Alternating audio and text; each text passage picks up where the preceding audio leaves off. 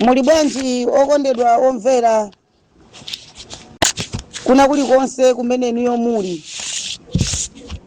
Ine ndili bwino, Ambuye wathu Yesu Khristu akutisunga monga mwa chifundo chake chosatha. Ndiyamikeso Mulungu kunena kuti akukusamalirani inu nonse kumene niyo muli. Inde Mulungu wathu ndi Mulungu wabwino komanso Mulungu wa chifundo chosatha, chimene iye sadzalola ife ana ake pano pa dziko lapansi kuti tiwonongeke. Mulungu wathu ndi Mulungu wabwino koposa china chilichonse. Kotero lero linonso ndi tsiku linanso labwino limene Mulungu wathu watilola kuti tidyetsane mawu a Mulungu. Tikhoza nena kuti leroli ndi 2 mwezi Julayi. Ndi 2 mwezi wa Julayi. Ambuye wathu olenga kumwamba ndi dziko lapansi akalemekezeke chifukwa chakuti tsiku la lero Ambuye anatikomera mtima kuti tikathe kuunikirana kapenanso kuthandizana mawu a Mulungu. Uthenga wa lero mutu wake ndi utcha chifundo. Chifundo, kuchitirana chifundo. Kuchitirana chifundo kuno ku dziko lapansi, ku dziko la mavuto, ku dziko kumene kuli zowawitsitsa, zowawa kapena zozunza, zosowetsa mtendere. Ndipo Ambuye wathu Yesu Khristu akuti tidzikhala ife anthu ochitirana chifundo molingana ndi mavuto akatigwera kapena nyengo zowawa zikatifikira, tidzikwanitsa kuthandizana kapena kupulumutsana kapena kulanditsana monga Mulungu olenga kumwamba amene ali kumwamba, Yehova komanso Yesu ali nawonso mtima wachifundo oti ifeyo zikativuta tikadandaulira kwa Ambuye wathu amatithandiza ndipo amatichitira chifundo.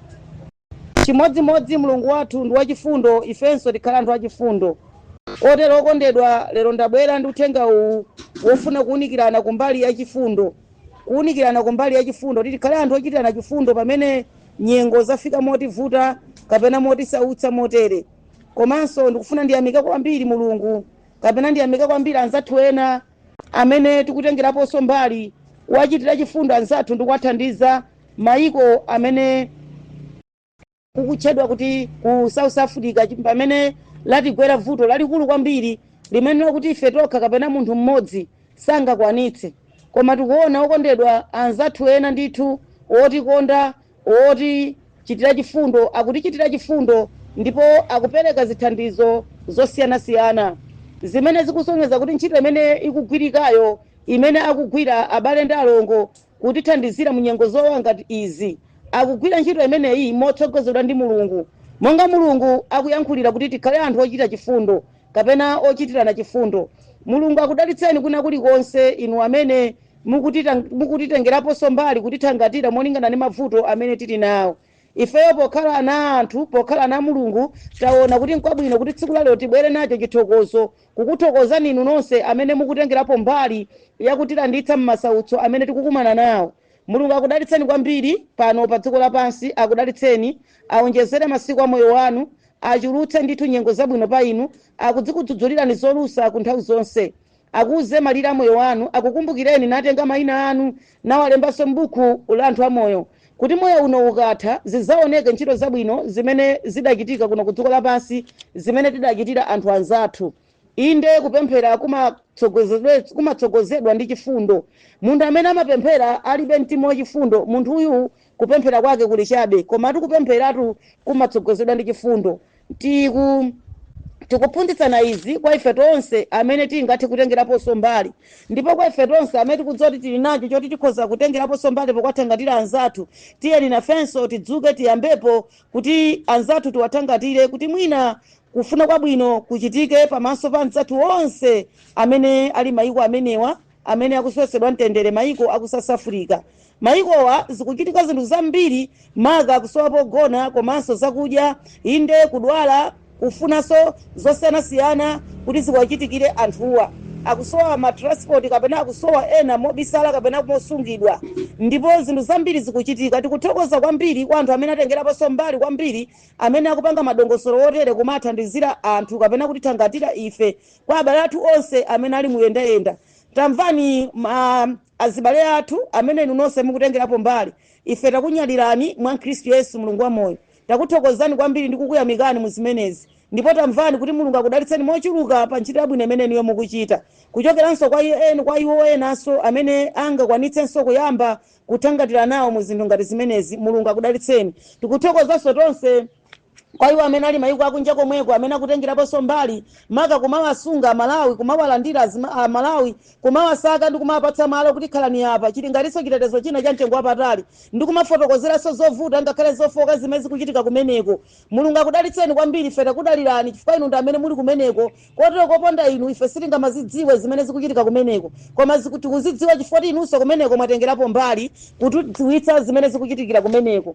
Mulungu adzikudalitseni kwambiri moti ifenso tikudziwa china chilichonse zimene zikuchitika kumeneko chifukwa cha inu. Mulungu akudalitseni kwambiri. Tikuthokozanso kwambiri kwa amene iwo onse amalawi amene muli maofesi osiyanasiyana kutithangatira mu zosiyanasiyana, kutetezera mtundu wa Malawi, kuti titutetezedwe kufikizana kuno utabwera kuno ku Malawi. Tilibe chonena ife kwathu nkuyamika ndi kuthokoza. Mulungu akudalitseni pa ntchito yabwino imene niyo mukuyichita. Tikuthokozanso kwambiri kwa iwo amene atengeraponso mbali maka amene akumanyamula anthu mu zotengera ngati tinene kuti ngati transport kapena basi, kumawayendetsa bwino pa msewu mwachisomo mwachipambano mwapang'ono kufikizana anthu amene watadzafika kuno, abale athu ndi alongo onse. Mulungu akudalitseni kuna kuli konse kumene niyo muli, madriver kufunani zabwino zonse kuti Mulungu adzikudalitsani, komanso akutsegulirani mazenera akuonera pa msewu, komanso Mulungu ayendetse chokha yekha choyendetsacho, popeza choyendetsa chimenechi chopangidwa ndi manja awo anthu, koma Mulungu akachigwira choyengererocho zazikulu za mphamvu zimachitika. Mulungu alemekezeke mu chimenechi. Kwakukuluso tikuthokoza kwambiri president athu Peter Mutharika chifukwa chakutengeranso mbali kwambiri pa zonse zimene akuzichita, komanso motsogozedwa ndi nduna zonse, komanso ngakhale azibusa osiyanasiyana amene akutengeraponso mbali mu zimenezi, pokutithangatira abale ndi alongosi amene ali mayiko osiyanasiyana, ngakhale mabungwe enso osiyanasiyana amene akutengerapo mbali mu zimenezi. Mulungu akudalitseni, ndipo tikudziwa kuti moyo uno ukathu tikadzapita kumwamba Mulungu adzakupatsani madalitso, komanso kuthokozani kwambiri pa ntchito yabwino imene niyo mukuyichita mothandizana ndi Mulungu kumwamba, olenga kumwamba ndi dziko lapansi. Kotero mwatengeraponso mbali imene Mulungu akuyigwira, inunso mukuyigwiranso yomweyo. Mulungu akudalitseni kwakukulu koposa kupatsani moyo wochuluka, komanso ndi zisomo zochuluka makamaka zokwanitsa kuthandizira ife tonse anthu amene tili pa dziko lapansi pano mu dzina la Khristu Yesu Mulungu wa moyo, kuphatikizirapo madera onse osiyanasiyana, kaya ndi ku Mozambiki, kaya ndi ku Zambia, kaya ndi Zimbabwe, kaya ndi America, kaya ndi Swaziland, kaya ndi dziko lanji limene likutengeranso mbali kupulumutsa anthu awo. Ambuye akudalitseni kuna kulikonse kumene muli, pulumutsani ndipo thandizani kuti tione kuti Mulungu atithandiza motani kufikizana chiphokoso chimenechi, chikangano chimenechi chitatha, Ambuye atachikhazikitsa bata, ndipo zonse zitha, ndipo tikudziwa kuti zitha, ndipo tikhalanso amodzi, ndipo tikhalanso okondana komanso oyenderana, chifukwa uku sikutha kwa ubale, komano Mulungu akudziwa wothetsera zinthu zimenezi kuti mtendere ufike mu dziko limeneli. Akudalitseni Mulungu kwambiri chifukwa cha chikondi chotero, ndipo pitirizani kuigwira ntchito imeneyi masana uno. Monse kudalitsani nthawi timafuna timbe nyimbo imene kuchokera pa Khristu mu nyimbo namba 62, ndipo ndidzayimba nyimbo imeneyi vesi yoyambirira yokhayo. Ambuye anga Yesu ndikonda inu, ndisiya zoyipa chifukwa chanu. Ambuye anga Yesu ndikonda inu, ndisiya zoyipa chifukwa chanu. Ambuye wabwino ndi mpulumutsiyo, ndikonda tsopano koposa kale. Ambuye wabwino ndi mpulumutsiyo, ndikonda tsopano koposa kale. Tipemphere.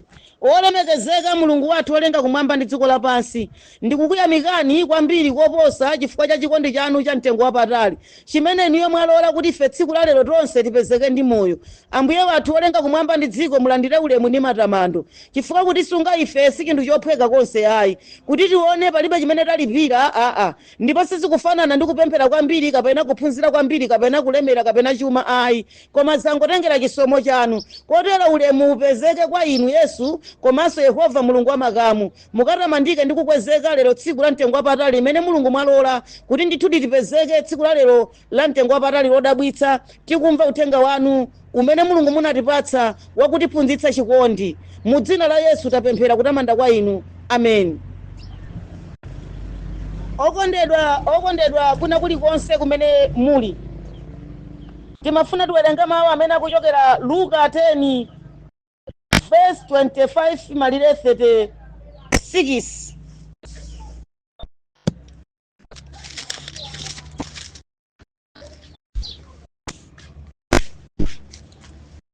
Verse 25 malire 36. Ndipo ndidzayamba kuwerenga. Mawu akulu akunena kuti fanizo la Msamariya wachifundo. Fanizo la Msamariya wachifundo. Pa 25. Ndipo taonani wachilamulo wina anayimirira namuyesa iye, nanena, mphunzitsi, ndidzalowa m'moyo wosatha ndi kuchita chiyani? Ndipo anati kwa iye, chilamulo mulembedwa chiyani? Uwerenga bwanji? 27. Ndipo iye anayankha nati, uzikonda Ambuye Mulungu wako ndi mtima wako wonse, ndi moyo wako wonse, ndi mphamvu yako yonse, ndi nzeru zako zonse, ndi mnansi wako monga iwe mwini. 28. Ndipo anati kwa iye, wayankha bwino, chita ichi ndipo udzakhala ndi moyo. 29. Koma iye pofuna kudziyesa yekha wolungama anati kwa Yesu, ndipo mnansi wanga ndani? 30. Ndipo Yesu analanda mawu nati, munthu wina anatsika kuchokera ku Yerusalemu kunka ku Yeriko, ndipo anagwa m'manja achifwamba amene anamvula zovala, namkwapula, nachoka nasiya wofuna kufa. Ndipo kudangotero kuti wansembe wina anatsika njirayo, ndipo pakumuona iye anapita mbali ina, momwemonso Mlevi pofika pamenepo ndi kumuona anapita mbali ina. Koma Msamariya wina ali pa ulendo wake anadza pali iye, ndipo pokumuona anagwidwa ndi chifundo, nadza kwa iye, namanga malaya ake, nanthirapo mafuta ndi vinyo, ndipo anamuyika iye pa nyama yake ya iye yekha, nadza naye ku nyumba ya mlendo, nansungira.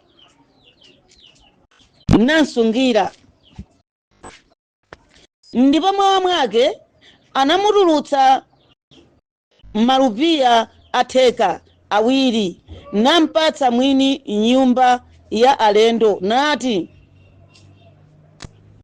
msungire iye, ndipo chilichonse umpatsa koposa ine, pobwera ndidzakubwezera iwe.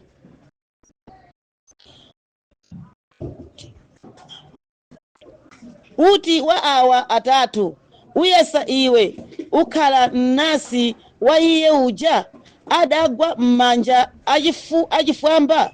Ndipo anati iye, wochitira chifundo. Ndipo Yesu anati kwa iye, pita nuchite iwe momwemo. Okondedwa omvera kwina kulikonse kumene muli, Mulungu wathu olenga kumwamba ndi dziko lapansi akutiuza za nkhani yokhudza chifundo, akutifotokozera pa nkhani yokhudza chifundo, akutiuza pa nkhani yokhudza chifundo. Mutu wa nkhani akunena kuti fanizo la Msamariya wachifundo. akuti panali munthu wina, munthuyu adali wamkulu wa nsembe. Akuti munthuyu adali mkatikati moyenda, ndipo ali mkatikati moyenda adakumana ndi munthu amene adakumana ndi achifwamba. Ndakuti achifwambawa adamgwira munthu uja ndammenya, ndakuti adalefuka ndi kugona pomwepo.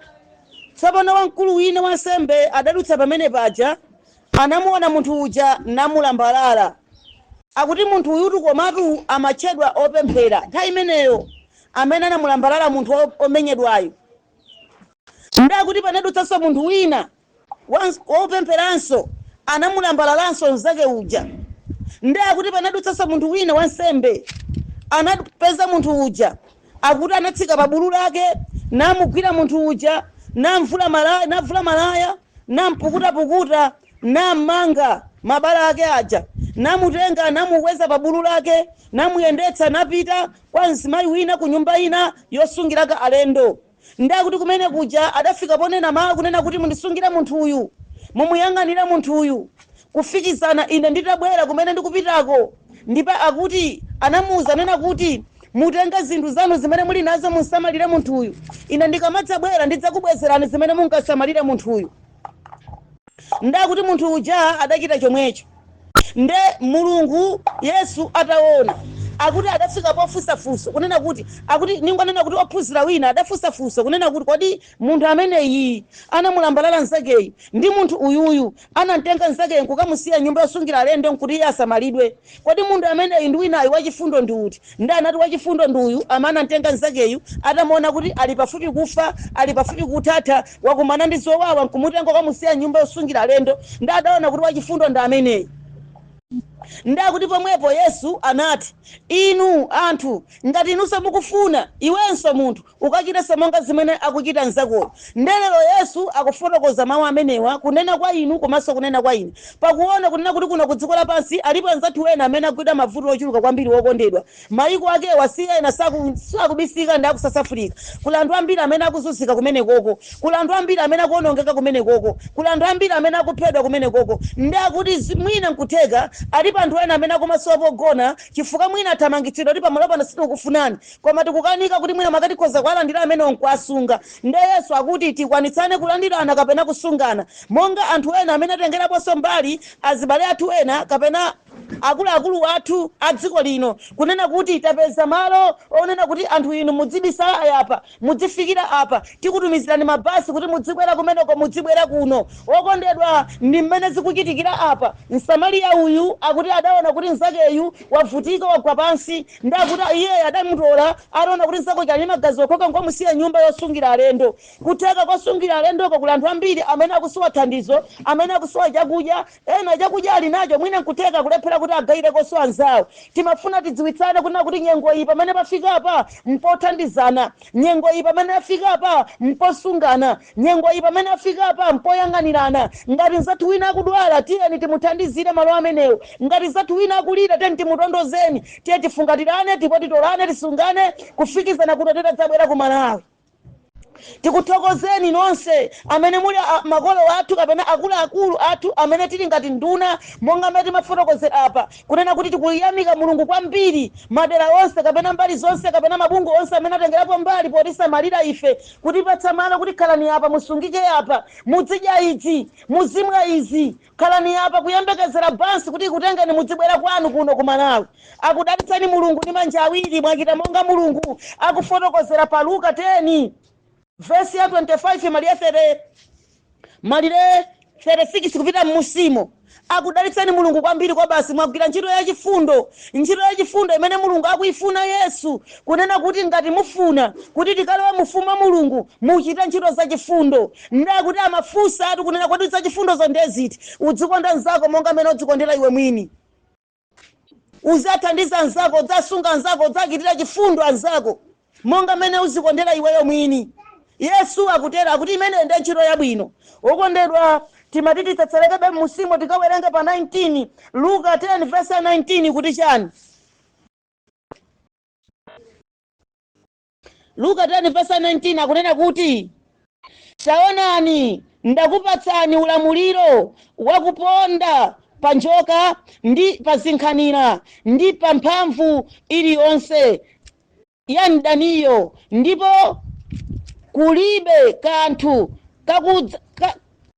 kadzakuopsani konse.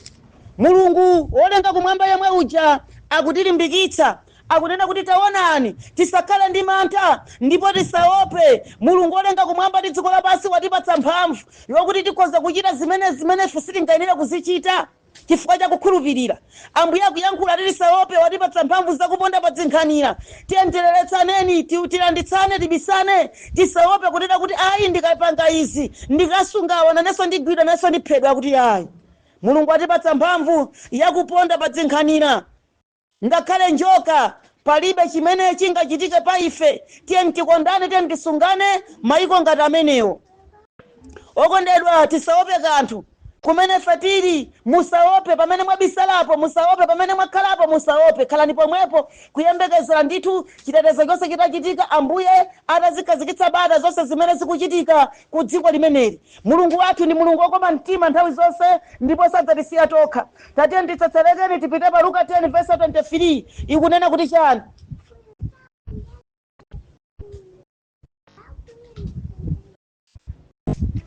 Verse 23 kunena kuti chani? Ndipo mmene anapotolokera kwa ophunzira ake ali paokha anati, wodala masowo akuona zimene muona. Akuti muli wodala masowo chifukwa mukuona zimene mukuzionazo. Zimene tikuzionazo ndi zinthu za mtengo wapatali zimene Mulungu akutichitira kuti ife tilanditsidwe ku dziko limenelo. Wokondedwa, Mulungu akufotokozera momveka bwino kunena kuti wodala ndi amene akuona zimene mukuona ndi maso anu, zimene tikuona ndi maso athu, kuti Mulungu akutichitira chinthu chodabwitsa kuchokera kwa anthu ake kapena azitumiki ake kapena nduna zake kuti ife tilanditsidwe ku dziko limene tililo.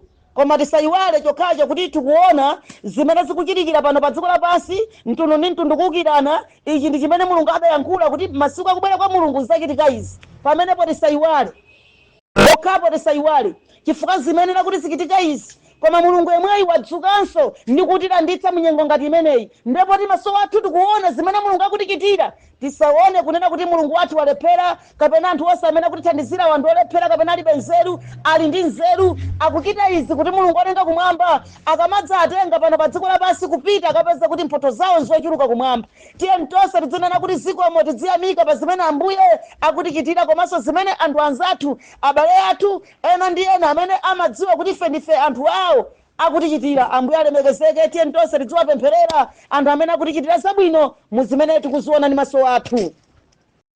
Tatiye mtiwerengenso Aroma nyingwati Luka yemweyo 10:28 kuti chani?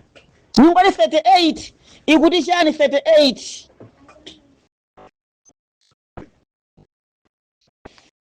ndipo pakupita pa ulendo pawo iye analowa mudzi wina, ndipo mkazi wina dzina lake Mariya analandira iye m'nyumba mwake. Okondedwa, akuti ndipo akuti Yesu akupita mudzi wina, akuti anafika malo amene kudali nyumba dzina lake linali Mariya. Akuti adalowa nyumbamo ndipo akuti anamulandira Yesuyo.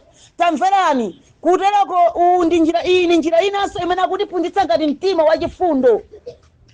Mtima wachifundo, kulandira Yesu sizikusiyana ndi kulandira munthu mzathu.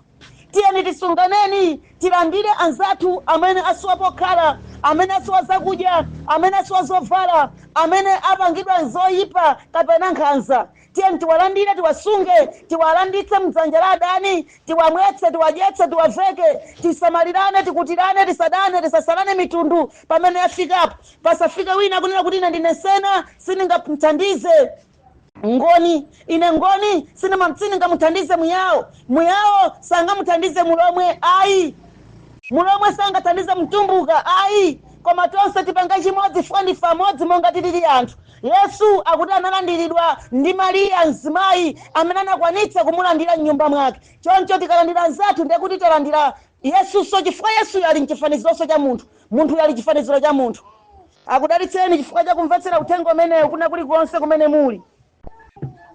Tate tiwerengeni mawu amene akuchokera Marko 16 verse 18.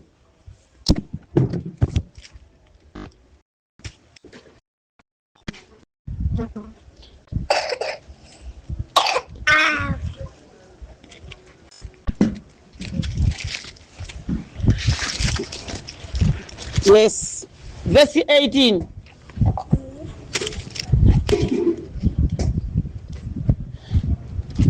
Adzatola njoka ndipo ngakhale akamwa kanthu kakufa nako sikudzapweteka. Adzayika manja awo pa odwala ndipo adzachira.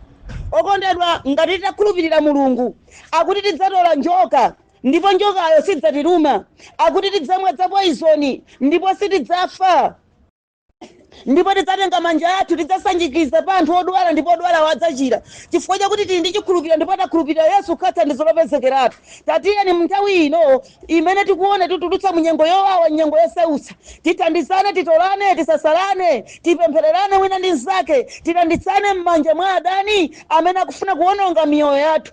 Okondedwa, ili ndi pemphero ndi pembedzero kuti tichitirane zachifundo wina ndi mnzake, kufikizana kuderako titapulumutsana. Mtendere wa Mulungu udzipitirirapo chifukwa cha mawu ake amene akutilimbikitsa mu nthawi imeneyi. Tatiyeni titaonanso Mateyu 13 verse 16 kuti chani.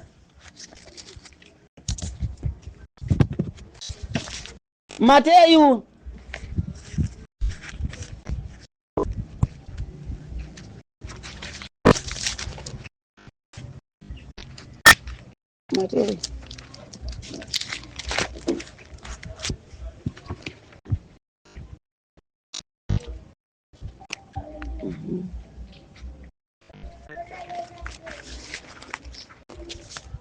Mateyu 16 verse ya 18.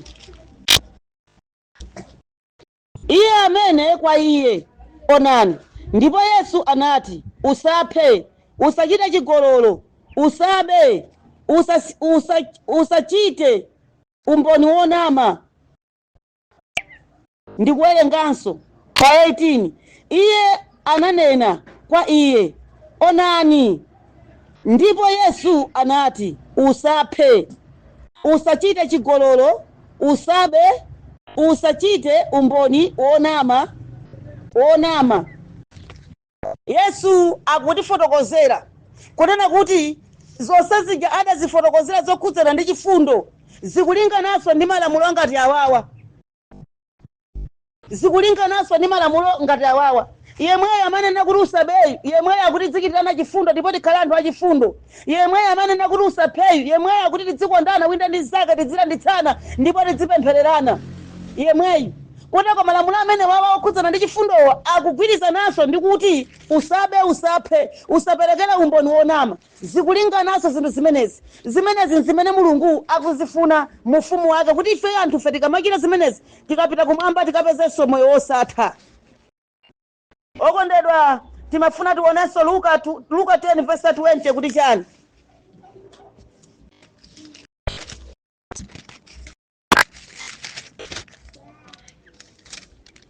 Verse ya 20.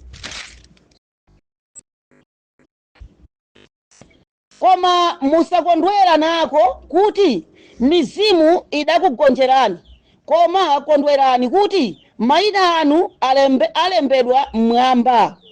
Nthawi yomweyo iye anakondwera ndi Mzimu Woyera nati, ndikuvomerezani inu Atate Ambuye wakumwamba ndi wakudziko, kuti izi munazibisira anzeru ndi kuzindikira, ndipo munaziwululira ana amakanda.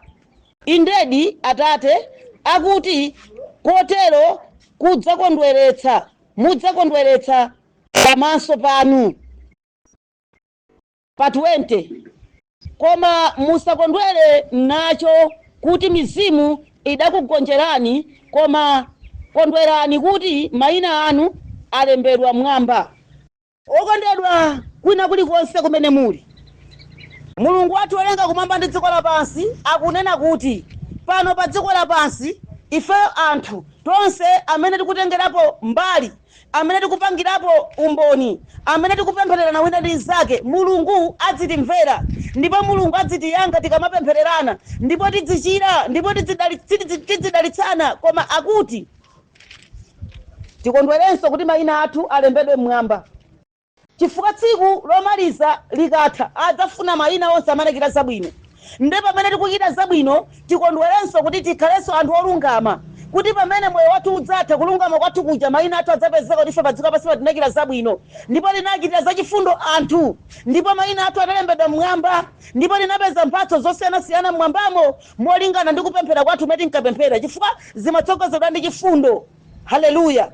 Izi Mulungu akuyankhula kutidziwitsa ife kunena kuti tikwanitsa kuchita zachifundo wina ndi nzake kuno ku dziko lapansi, komanso tikwanitse kuchitanso zabwino kuti Mulungu ayanjane nafe molingana ndi ntchito zathu, chifukwa tikayanjana ndi Mulungu mayina athu kumwamba alembedwa.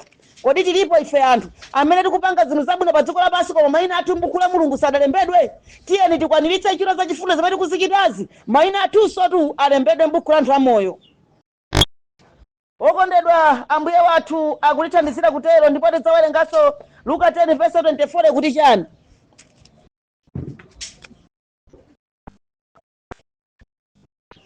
Verse ya 24.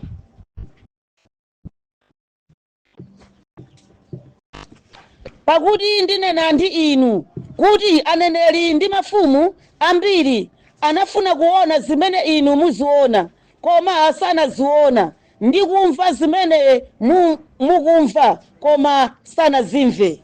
Okondedwa, Mulungu wathu akutitsimikizira akuti iyeyo Yesu akunena ndi ife, pakuti ifeyo akuti azineneri ambiri amene tikuwadziwa, amene tikuwaona, amene ali mfumu wa Mulungu, ngakhale amene anamwalira kale, amene anafa kale, kapena mibado inayo, nditero eti akuti analakalaka kuzimva zimene mukuzimvazi, kuona zimene mukuzionazo, koma kuti sanazione. Ndero tikumva zimene Mulungu akutiuza tizichita, koma anzathu ena analakalaka atazimva, akadamva zimene zakadali ndi moyo, ndiye kuti moyo wawo umene unathamo sakadapezeka ku Jehena, chifukwa akadakhala kuti ntchito zachifundo adachita kale, chifukwa iwowo adamva, chifukwa Mulungu adawauza kuti muzichita izi, koma iwowo sanauzidwe chifukwa sanazimve ndipo sanachite. Koma lero ali ku Jehena chifukwa sanakwanitse kugwira ntchito yachifundo pano pa dziko lapansi. Okondedwa, akuti ngakhale aneneri analakalaka ataziona ngakhale kuzimva zimene ndikuzimvazi koma sanazimve.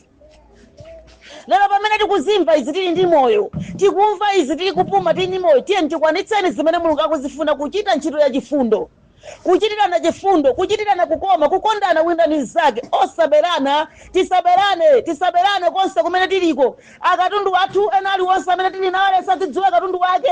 Tisaberane, tisaphane, tisalandane ndalama, pasakhale chipwirikiti cha ndiweyani kunena kuti poona kuti dziko lasokonezeka ndi ife Amalawi tokha tidziberana, ife Amalawi tokha tidziphana, ife Amalawi tokha tidziperekana, tidzikanana. Ayi, tikondane kuna kulikonse kumene tili molingana ndi mawu a Mulungu amene akutitsimikizira kuchokera pa Luka 10:24, akuti tikondane wina ndi nzake, chifukwa zimene mukuzimvazi aneneri akalelo analakalaka ataziona ndi maso awo, ngakhale ndi makutu awo sanazimve, koma inu muli ndi moyo, ine ndili ndi moyo, ndipo tikumva zimene Yehova akufuna, ndipo Yesu tikumva zimene iye akufuna. Tichite monga Mulungu akufunira, monga timawerenga malemba akunena kuti tisaphe, tizichitirana chifundo ndi kukondana wina ndi nzake, pakuti ichi nde ntchito ya Mulungu komanso chifundo chimene Mulungu amachifuna kuti munthu azichita.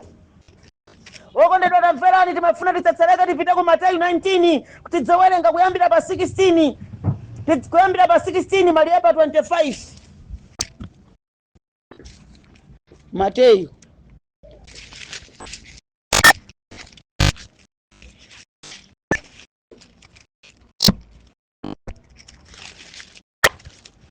Mateyu 19 ndipo tidzayamba kuwerenga kuyambira pa 16 mpaka na pa 25. Mawakula akuti munthu mwini chuma. Munthu mwini chuma. Mawakula kunena kuti munthu mwini chuma. Ndipo ndidzamba kuwerenga pa 16 ipo. Akunena kuti onani ndipo onani munthu anadza kwa iye nati, mphunzitsi, chabwino nchiti ndichichite kuti ndikhale nawo moyo wosatha. Ndipo iye anati kwa iye, undifunsiranji za chinthu chabwino? Alipo mmodzi ndiye wabwino, koma ngati ufuna kulowa mmoyo wosatha, sunga malamulo. Pa 18 iye ananena kwa iye, onani. Ndipo Yesu anati, usaphe, usachite chigololo, usabe, usachite umboni wonama, lemekeza atate wako ndi amayi ako, ndipo uzikonda mnzako monga udzikonda iwe mwini. 20 mnyamatayo ananena kwa iye, zonsezi ndinazisunga, ndipo ndisowa chiyani? Yesu ananena naye, ngati ufuna kukhala wangwiro, pita gulitsa zonse uli nazo, nupatse aumphawi, ndipo udzakhala ndi chuma kumwamba. Ndipo ukadze kuno udzitengere ukadze kuno unditsate. 25 koma mnyamatayo mmene anamva chonenedwacho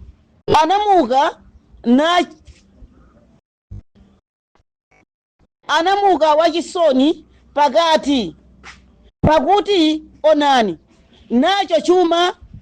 ali nacho chuma chambiri. Ndipo Yesu anati kwa ophunzira ake, indetu ndinena kwa inu kuti munthu mwini chuma adzalowa movuta mu ufumu wakumwamba. 24 ndiponso ndinena kwa inu, nkwapafupi kuti ngamira ichole diso la singano koposa mwini chuma kulowa mu ufumu wakumwamba. Ndipo ophunzira pamene anamva anazizwa kwambiri, nanena ngati nkotero mungapulumuke bwanji. Ndanena ngati kuli kotero mungapulumuke bwanji. Ndipo Yesu anawayang'ana nati kwa iwo, ichi sichitheka ndi anthu, koma zinthu zonse zitheka ndi Mulungu. Pomwepo Petro anayankha nati kwa iye, onani ife tinasiya zonse ndi kutsata inu, nanga tsono tidzakhala ndi chiyani? Ndipo Yesu anati kwa iwo, indetu ndinena kwa inu kuti inu amene munanditsata ine, nkubadwanso pamene Mwana wa Munthu adzakhala pa chimpando cha ulemerero wake, inunso mudzakhala pa mpando 12 kuweruza mafuko 12 a Israeli. Ndipo onse amene adasiya nyumba, kapena abale, kapena alongo, kapena atate, kapena amayi, kapena ana, kapena minda, chifukwa cha dzina langa, adzalandira zobwezeredwa zambiri, nadzalowa m'moyo wosatha. Koma ambiri oyamba adzakhala akuthungo, ndi akuthungo adzakhala oyamba. Okondedwa mwa Ambuye kwina kulikonse kumene muli, Mulungu adalitse kuwerenga kwa mawu. Ambuye atifotokozera bwino za uthenga umenewu, zokhudzana ndi zachifundo, zokhudzana ndi njira ina yopatulika imene tingathe kuidutsa. Ambuye akutifotokozera zonse zimene tingathe kuzichita kuti tikakumane naye Yesu mu ufumu wa Mulungu. chimene ndachigwira ine nchimodzi chimene akunena kuti ngati titachita bwino pano pa dziko lapansi tonse, amene tikupemphera Mzimu ndi choonadi, amene tikuchita zinthu zachifundo, amene tikupemphera Mulungu woona, Yehova Mulungu olenga kumwamba ndi dziko lapansi, akuti Yesu pobwera mlengalenga iye atakhala pa mpando, ndipo ifenso tidzakhala pa mpando mu ufumu wakumwambawo, akuti tidzathangatira kuweruza nawo milandu, chifukwa tidzakhala kuti ife ndife anthu olungama mu nthawi imeneyo. Komatu mu nthawi imeneyi amene adzathangatira kuweruza nawo milandu mu ufumu imene ndi anthu amene adzakhale woyera mbe. Ndi zimene zikupangitsa kuti munthu adzakhale woyera mbe ndi zimene izi akutifotokozera apa, kunena kuti iye panayi pa 18 iye anena kwa iye, onani, ndipo Yesu anati, usaphe, usachite chigololo, usabe, usachite umboni wonama, lemekeza atate wako ndi amayi ako, ndipo uzikonda mnzako monga uzikonda iwe mwini. Zimenezi ngati titazichita titazipanga, musimake munkumatsetsereka monga mene Mulungu akutifotokozera, akuti upite ukagulitse zako zimene iweyo uli nazo ukathandize aumphawi. Ndakuti mnyamata ameneyu adali mnyamata wachuma kwambiri, amene amaona kuti chuma chakecho pa iyeyo wafika. Ndakuti chuma chake samathandizira nacho anzake, chuma chake samathandizira nacho abale ake, chuma chake samathandizira nacho anasi. Ndakuti mtima wake udali pa chumacho, ndipo Yesu anamuwuza munthuyu kuti ngati ukufuna kudzala mu ufumu wanga, pita ukagulitse zako zimene uli nazo wathandizira nazo anzako. Akuti munthuyu atamva mawu ameneyu, nkhope yake idagwidwa chisoni, mu mtima wake munagwidwa chisoni, kuti ndikagulitsa chuma changachi nangane nditsalaswa ndi chani? Zona ndigulitsa chuma chifukwa cha munthu, ndiwononga chuma changa chifukwa chofuna kupulumutsa anthu. Lero taonani anthu ena amene ali ndi chuma pa dziko lino, amene ali ndi chuma moyo uno, akukwanitsa kupisa mthumba, kulanditsa anthu awo, kulanditsa abale awo, kutumiza mabasi ochuluka, anthu ambiri a president athu apita. Tikuti Mulungu akudalitseni kumene ndiye muli, kuphatikizirapo wina aliyense amene otengerapo mbali. Mulungu akudalitseni kumene ndiye muli, mwatilanditsa, mwatipulumutsa ndi chuma chanu. Chuma nacho chanu simunapita nacho kokaledzera, simunapita nacho kubhala, simunakaphera nacho anthu, simunapita kukasakaza kumapwando azisangalalo, koma mwatumiza chuma chanu kwa anthu amene akuvutika chifukwa cha nkhondo imene yabuka, kuphana chifukwa chosadziwika bwino.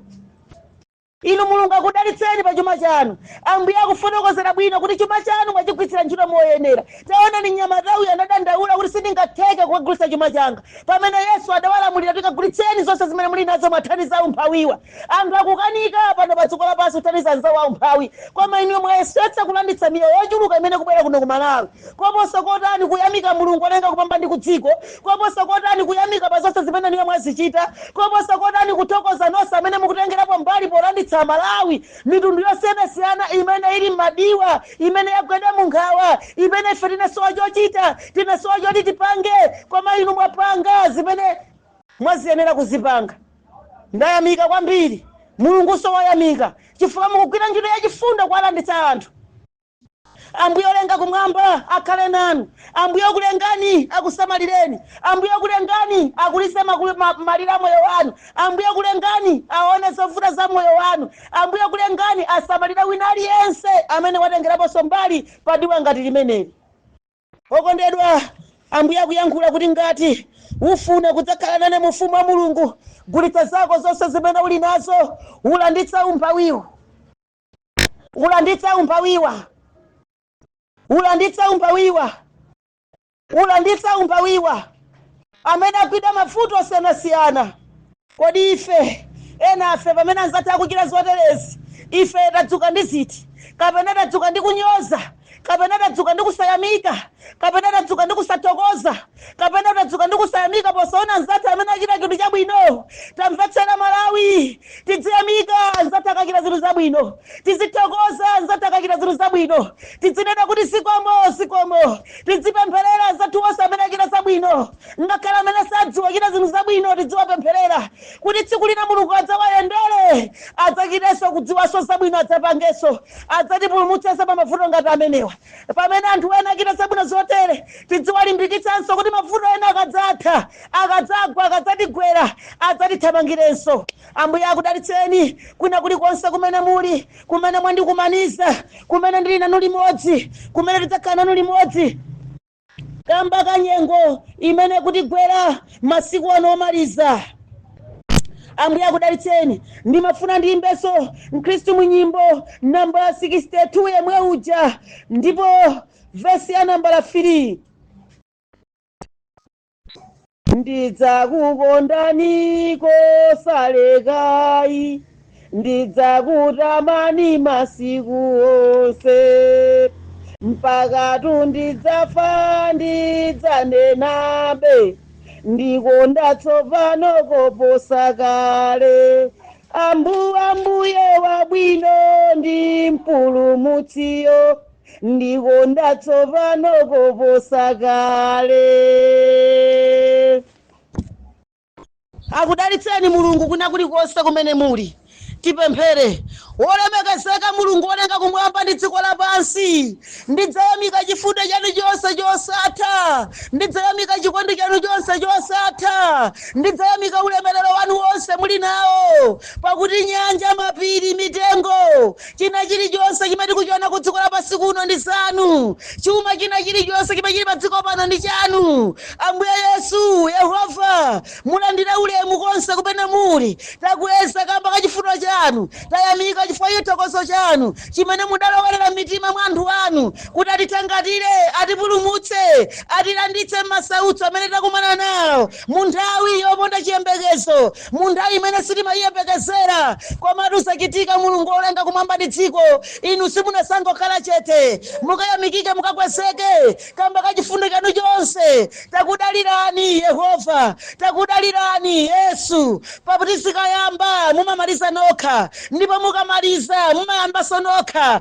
Ndipo takulekerani nkhondo iyi m'manja mwanu, chipwirikiti ichi nacho m'manja mwanu. Inu Mulungu wadzopanga madongosolo zonse zitha kamba ka dzina lanu, ndipo mukhazikitsa bata, mubweretsa mtendere, mubweretsa chimwemwe, mutipukuta misozi, mutilimbikitsa mtima kwa anzathu onse amene ataya okondedwa chifukwa cha chipwirikiti ichi, amene ndi alongo onse amene atsikira kudzenjera manda, inde asiya ana, asiya mabanja, asiya mipingo, asiya abale ndi alongo, asiya makolo, atisiya ife.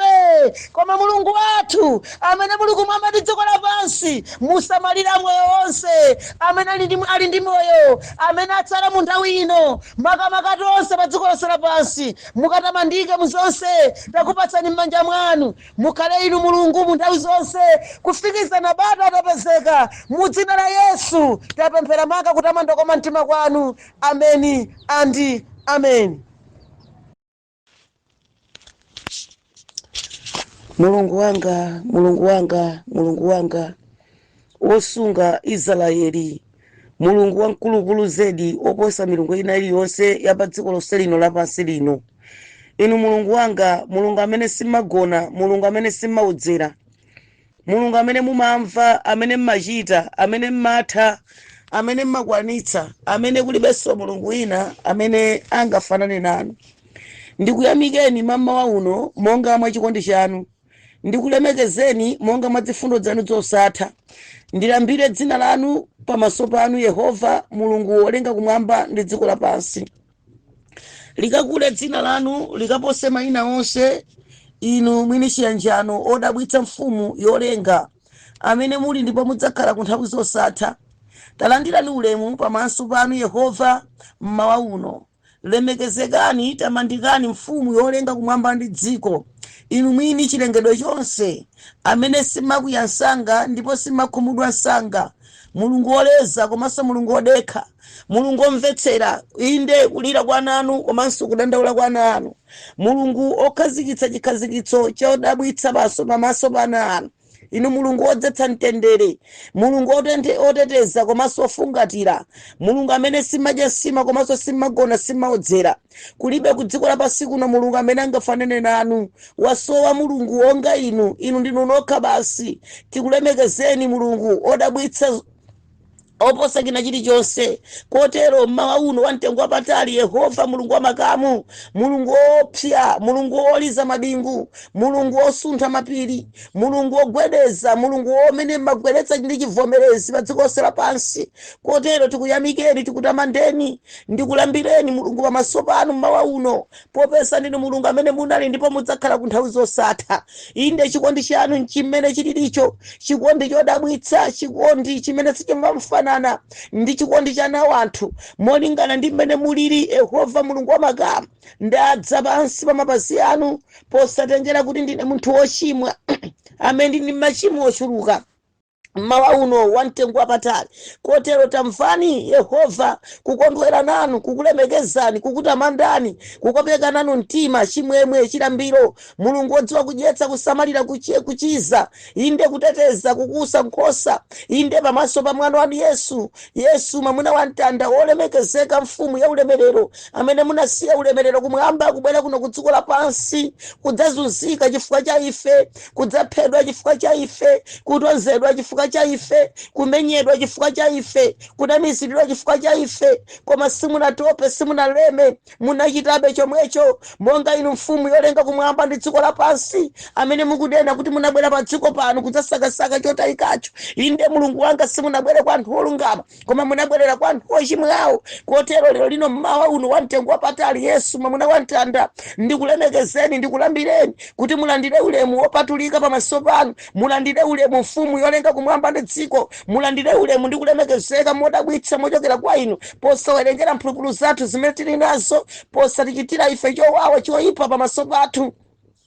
Kotero inu mfumu yoyamikika, mfumu yachiyamiko, mfumu yachiyanjano ya dziko lonse lapansi, ya mtundu wonse wa anthu, amene munayimirira mchifundo komanso nkukoma mtima, komanso nkuleza mtima kwanu. Kotero ulemu upite kwa inu Yesu mwamuna wa mtanda, amene nthawi zonse mmatiyimirira ku mpando wakuchifumu, kutilemekeza komanso kutinenera zabwino pamaso pa Atate wanu. Inde ngakhale dziko lonse lapansi timakudalirani ndipo timakuyamikani, ngakhale Satana atatizunza motani, ngakhale Satana atatikwenya motani, ngakhale Satana atatiwononga motani, koma Yesu timakudalirani ndipo inu mumatidalira, mumatiyang'anira, mumatitetezera, mumatiyimirira ku nthawi zonse za msautso. Lero tadzani Yesu mchipinda chino mu nthawi ino yakummawa, imene Ambuye Yesu ndikufuna kuyankhulitsana nanu mmawa wamtengo wapatali, kumene ndikufuna kutula nkhawa zanga, kumene ndikufuna kutulira nkhawa zananu zimene mulungu zawalemetsa m'mitima yawo. Inde ku dziko lonse lapansi kuliyang'anira dziko limodzi la South Africa, molingana ndi mmene zilili pano pa dziko lapansi.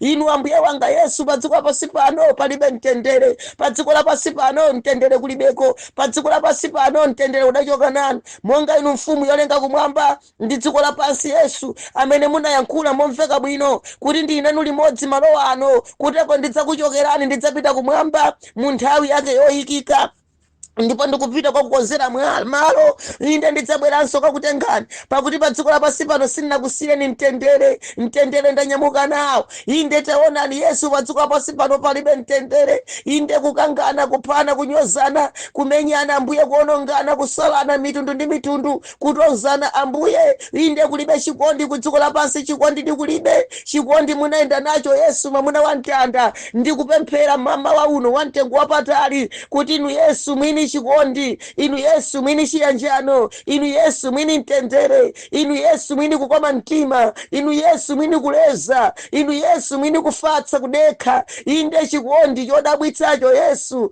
mwamuna wa mtanda, tayendani pa dziko lino lapansi, tayendani Mesiya ku dziko la South Africa, tayendani Yesu chikondi chodabwitsa chanu tabweretsani pa dziko limeneli Atate, tadeketsani mitima ya anthu yawa, tachitirani chokoma Mesiya, mfumu yolenga kumwamba ndi dziko limeneli, tachitirani chotikomera ife Yesu pa dziko lino lapansi, pakuti anawo anthu Mesiya pa dziko lino lapansi onse adadalira dziko limeneli kuti inde ndiye ku dziko kokathamangirako kokapeza Mesiya chakudya cha tsiku limenelo. Koma taonani Yesu, mfumu yolenga kumwamba ndi dziko, molingana ndi dziko mene likuyendetseredwera ndi anthu, Ambuye dziko lafika potere. Inde Mesiya, mfumu sizachilendo pamaso panu, pakuti nokha munanena kuti kudzatero ndithu masiku omaliza koma tsono ndikupemphera kunena kuti Yesu mudzikoli muli anthu Mesiya okulemekezani, muli anthu Yesu amene amachaza uthenga wanu, amene amamva za mawu anu, amene amakhulupirira za inu, ena osakhulupirira nkomwe. Mesiya mfumu yolenga kumwamba ndi dziko, ena sanapulumutsidwe nkomwe, koma akuphedwa Yesu kumabwera kwa inu, akuthamangitsidwa mwachipongwe Yesu, ngakhale okhulupirira omwe Yesu akuphedwa pamaso panu Yesu. Taonani Yesu ku dziko lino lapansi zimene zachitika Yesu, kodi ngakhale munthu sakusamalanso za moyo wa munthu. Inde munthu waopsa pa dziko pano kopolanso chinyama Ambuye, ndipo chinyama bora pano Ambuye inu munthu sangathe kuchiopa konse, koma lero munthu ni munthu nzake akuopana chifukwa sakusamalanso za moyo wa munthu. Koma Yesu ngati mbatetezera chinyama, what about munthu Yesu? Mungamtetezere motani Yesu ngati muli ndi malamulo onena kuti Yesu munthu asaphe chinyama china chilichonse, pakuti chinyama sichiyenera kuphedwa konse? Koma taonani munthu akupha munthu nzake. Inu Yesu mwamuna wa mtanda, musakhale chete pa dziko lapansi pano. Achuluka maliro amene akuliridwa pa dziko lapansi pano, inde moponda chiyembekezo, inde mwatsankho, kumangidwa Ambuye, kuzunzidwa, kutsekeredwa ndende Mesiya chifukwa cha dzina lanu Atate kuno ku dziko lapansi. Kotero mfumu ndalira pa mapazi anu kuti musakhale kutali osanena kanthu Yesu. Muchite nacho Yesu ichi, muyende nacho Yesu ichi, mupange inu Yesu inu, musakhale du osanena kanthu. Onana namuna ndi akazi kusautsika mtendere, ngakhale ndi ana ang'onoang'ono omwe ndikunena pano atitsekera m'manyumba ngati ali mundende Yesu. Dziko lanu lija Atate kuzidulirana malire ife anthu opangidwa tokhatokha. Ambuye tingakhale motani pa dziko lapansi, tingachite motani pa dziko lapansi, tingapange bwanji Yesu ngati inuyo mudaponda kuyimirirapo? Tingachite motani kodi Yesu ngati inu mudaponda kuyendapo? Yesu mwamuna wa mtanda, tayankhulani ndi anthu anu, tayankhulani ndi dziko lanu, tayankhulani ndi mitundu yonse ya wanthu, pakuti mitunduyi mukuidziwa ndinu. Inu nokha ndi amene munayika mitima ya anthuwa. Ambuye Yesu mulungu wodziwa kusintha.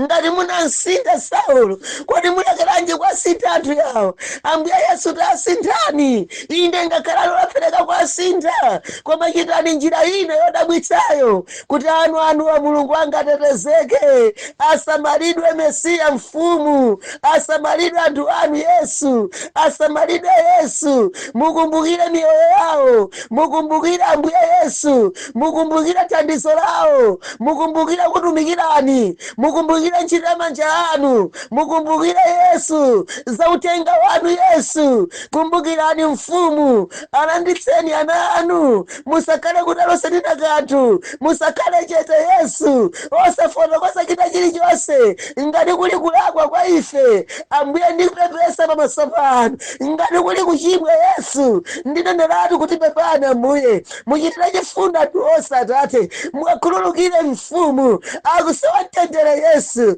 aphinjika Yesu, angayende motani kuti adzafika kuno, pakuti ziphinjo zachuluka, zawawa zachuluka, achinga m'misewu kuopa Ambuye kutadutsa bwanji. Kodi Yesu inu simuli oposa anthuwa? Kodi Yesu inu mungafanane nawo? Chilipo china chakuchimani mwa anthuwa, chilipo chakukanikani. Kodi Yesu tachitani Ambuye kuti dzina lanu lilemekezeke. Tayankhulani nawo ni Yesu, tatetsani izi Yesu, tachotsani Ambuye inu, tayikani mchitetezero, tayikani chimwemwe, tayikani mtendere, chabwino mukapatse mpata kuti kanthawi katsalaka Ambuye anthu anu kapena nkutheka mwina afike kuno. Ambuye Yesu inde chabwino kulikothetseratu kuti zikhale chete zikhale kutali. Talowererani mitima ya anthu onse amene amayang'anira dziko limeneli, ngakhale amabungwe, ngakhale nali wonse Ambuye, inde mapresidenti, nduna, mapolisi, mafumu, musaumitse mitima choncho, musalole kuti aumitse mitima. Anthu anzawo ali ngati mene aliliwowa, athandizeni Yesu. Ndalira pamaso panu Yesu, endani Yesu, chitani Yesu, pangani zikomo Yesu, zikomo Yesu.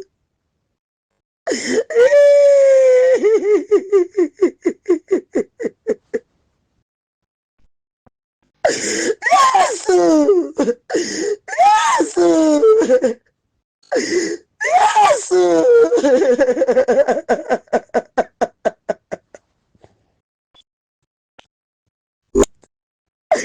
Muneneraji kunena kulakani dziko lapansi. Yesu, muneneraji, muneneraji mfumu, ngatera kulakani inu Yesu dziko nangati wanu likakula likalake motani. Munganeneraji Yesu mawawa Atate. Mfumu yanga ndimepesa ine kutipepani Yesu, ndimepesa ine kutipepani Yesu, mwayanganira tuwani Yesu, mwayitira chifundo Yesu. Dalitsana atu wanu wose amene akutumikira makapopereka thandizo dziko limeneli pofuna kupulumutsa anthu anu. Ambuye mwadalitsa anthu onse amene akuchita ichi, mudalitsenso amene ayimirira Ambuye ndi kukhudzika mnyengo imeneyi, mwadalitse ngakhala onse amene alibe chifundo. Ambuye mwapatsa mtima wa chifundo, mwapatsa chikumbu mtima Atate, udakhale nawo mtima wa chifundo wotere. Yesu, zikomo mfumu, lengezani msonkhano wanu, lengezani msonkhano wanu, lengezani msonkhano wanu Yesu. Ukarabata likarabata likarabata dziko lanu Yesu. Yendani pene pali ponse mwanga mene mudayendera pa nyanja. Kudzani Yesu anthu anuwo akhale ndi mitima yoleza mufuniramo Ambuye, osati kufuna kwangayi. Ndiyamikeko kwa matima kwanu Atate. Inde mfumu aleka kukwapalitsiko. Lembani, lembani, lembani, lembani pene mukufunira. Mulikumbukira pemphero langa ine, mulikumbukira pemphero langa la tsiku la lero. Mwalanditsa Ambuye ine, mwalanditsa anthu anu Yesu, mwayitira chifundo Yesu, muyika njira monse wa njira. Munjira monse munatse ngozi, munatse ngozi. Chifukwa anthu ena kunyamuka bwinobwino mabwera kwawo, koma ngozi zikwachitikira munsewu. Nayeso Satana wapezapo njira, koma ndipemphera pamaso panu kuti Yesu musakhale chero sanena kanthu. Mulimbane nako, kulimbana nako kabwino, kufikizana na mondo wonse mutakhazikitsa bata monga mmene Mulungu mukuyankhulira.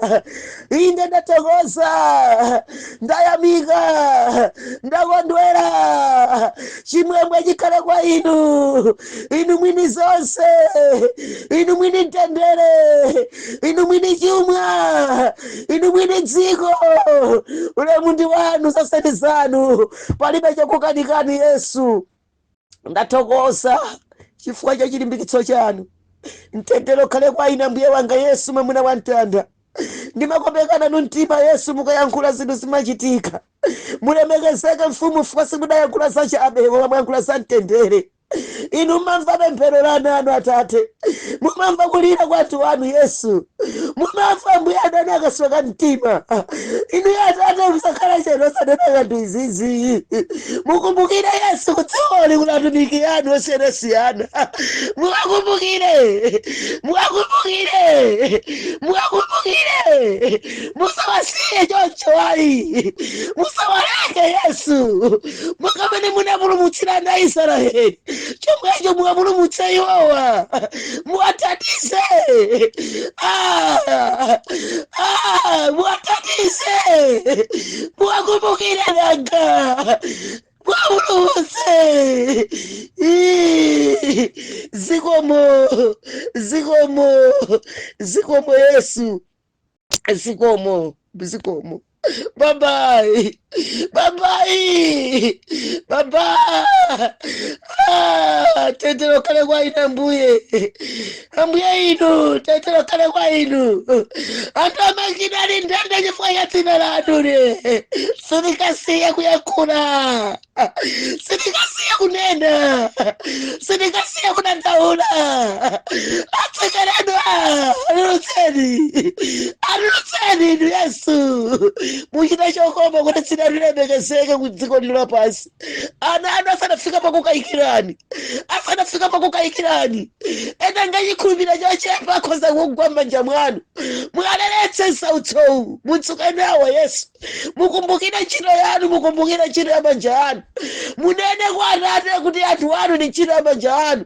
Mwaleletse asaphedwe mu dzina la mphamvu Yesu. Koma ngati kuli kutsa kwanu zichitika monga mwakufuna kwanu. Koma ngati chili chipwirikiti Ambuye Yesu chitani monga muli kumufunira. Ndapemphera. Amen.